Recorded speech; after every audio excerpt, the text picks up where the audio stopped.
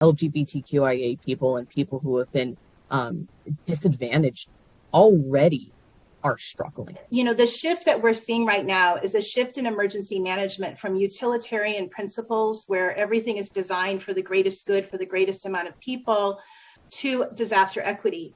But we have to do more, right? And so this topic is intersecting, I think, with a number of other topics where we have to look at policies and understand to what extent they have disadvantaged communities that had less assets, communities that had pre-existing vulnerabilities in accessing disaster-related recovery supports. We also know that communities that are highly bonded within can survive in the immediate aftermath of a disaster, but if they're not linked outside of their highly bonded communities, they will have less ability to thrive and support and even influence how recovery looks in their communities. So we have to be looking at making sure that we have highly bonded communities, which would be, and one of them that I would identify would be LGBT communities, have to be highly linked across power structures before a disaster happens to help inform and guide how recovery looks. So there's policies in the immediate aftermath, there's norms in the industry itself.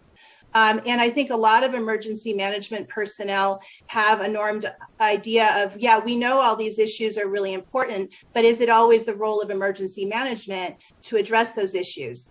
That's not the topic at hand here. The topic at hand here is, are the policies that have been developed actually biased and in either benign neglect or intentional erasure of the specific communities that are probably most in need of those services?